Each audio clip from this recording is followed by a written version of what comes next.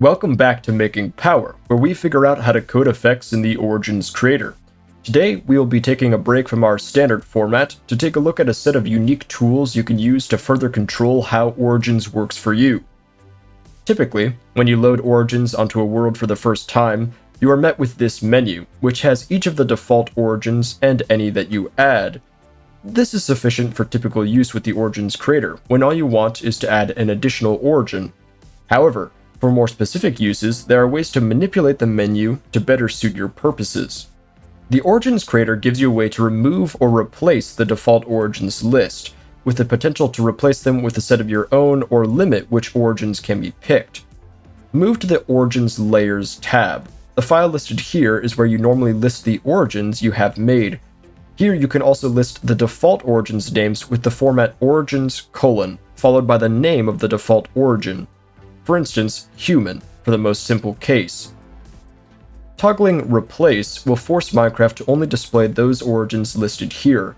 By doing this, you can limit which will be displayed when you first load into a world, as shown here.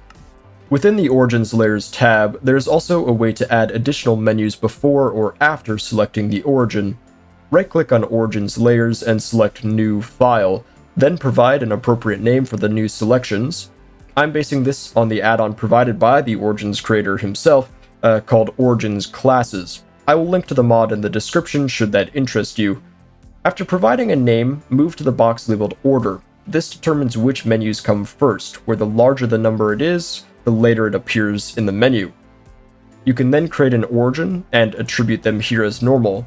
You could even list all the default origins again if you wanted players to be able to select two default origins, though this naturally causes some conflicts by pairing unsuitable origins like the Merling or the Blazeborn.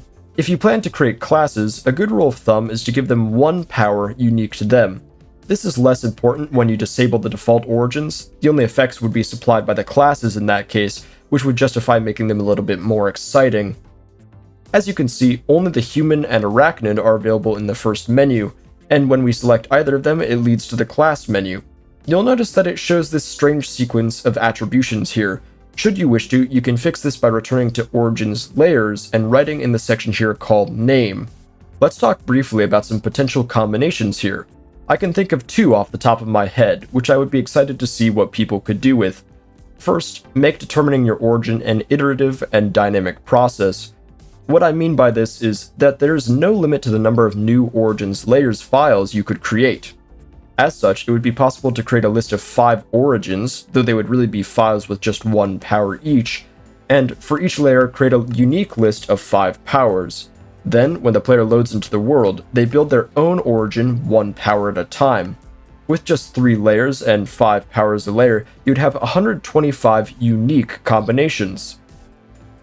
Second, and similar to the first, there is potential here to create an RPG system. With race, background, and class selection. Drawing from D&D, it'd be easy enough to create dark vision or proficiencies with a night vision effect and a benefit to using specific tools. Spell effects, naturally, would be more complicated. However, I do plan to discuss them in an upcoming video about the raycast function for the Origins creator. The ability to switch modes is a coveted and staple piece of gaming. Titles like Grand Theft Auto see you changing characters for different skill sets, tracking animals like in The Witcher. These effects make games satisfying by forcing you to adapt to a circumstance in order to get the greatest advantage, and you have to be able to do it as fast as swapping a sword for a fireball in Skyrim. So how would I go about doing this in Origins? There are limits, of course, though with a dedicated and applied mind, there are ways to expand the potential. I can guarantee 2 separate modes, and a third if you use the power twice. For Mode 1, create a file called Toggle, using the power toggle and making sure that active by default is disabled. Then create any number of powers you want to associate with this mode and give them the condition power active toggle, as well as any other necessary conditions. To create the second mode, which technically will be the default mode, create any number of powers with the condition power active toggle, but this time make the condition inverted. Thus, the one toggle file can create 2 modes, which you switch between, with different powers split between the 2. However, you can also create powers as you normally would for an origin. Any powers you make without the power active conditions will be available regardless of which mode your origin is in. Theoretically, You could expand this by recreating the toggle file for both the primary and secondary Origins ability keys, as well as each of the keys on this page. I would recommend choosing those not used in survival though, such as those for the creative toolbar. This would allow you to get somewhere between 3 and 5 separate modes before using any keys that are otherwise bound for important things like walking or etc. Remember that for each new toggle file, you must also add an inverted power active condition to the default file. When we put this file into Minecraft, we can see that the origin loads properly, and that, when selected, we automatically turn invisible as per our default mode's power. We can, of course, become visible again by pressing G, the default primary key in Origins, which activates toggle and our activated mode, Mode 1. I will put myself into survival mode for this demonstration. As we can see, I'm immune to extreme heats in Mode 1, but switching back to Mode 2, the default mode, I begin to burn. The power not linked to toggle is independent of the mode I'm in, which allows me to fly. These powers merely demonstrate the functionality of mode switching because they have powerful and easily observed effects. When you use this in your Origins, I imagine you would have much more subtle effects and multiple files for both the default and activated modes linked to toggle. Growth is an intrinsically motivating and satisfying part of life.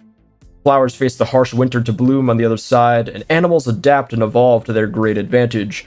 In games, this is often a system of progression by performance, where stats or skills increase either by purchase or use as you level up or progress. In fact, an entire genre of games called roguelikes take advantage of the satisfaction of progression by having you lose your level after dying or some other unfortunate conclusion, because they know that you'll enjoy leveling up again. One of my favorite custom maps for Minecraft back in 1.11 was the Captive Minecraft series released by the Farlanders.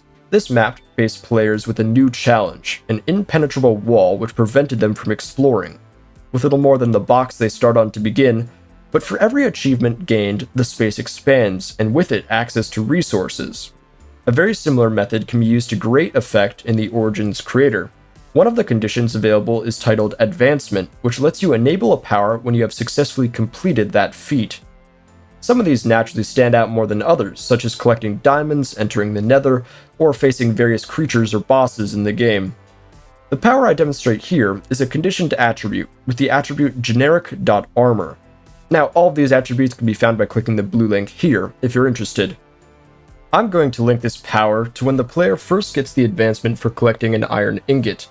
Fortunately, all of these advancements can be found on the Minecraft wiki. Use the condition advancement followed by the code Minecraft:/smelt_iron. This already adds some degree of what we're looking for. However, there's also the opportunity for these powers to evolve as well in response to the advancements. I'll make another file here with the condition that the player gets the advancement for collecting diamonds the first time, to give twice as much armor. Returning to the original armor file, give an inverted condition for the advancement in the second file. That is, when you get a diamond, the first armor file is disabled while the second becomes enabled. Of course, in this scenario, this is somewhat overly complicated, because the same thing could be achieved by simply making the second file add 2 instead of 4. The total would be the same without any new conditions. However, in cases where the power is entirely replaced, such as a gliding effect turning into full flight, this would be very useful. As an aside, with powers like these, I find it best to group them under one folder, and hide all but one of the files. That way, when you load the Origin in Minecraft, it displays as one cohesive power, in this case a stacking armor buff, which you can now see here. You can also see that when I pull the iron from this chest, I gain the first extra slot of armor, which is then replaced by the 2 extra slots I gain from the diamond.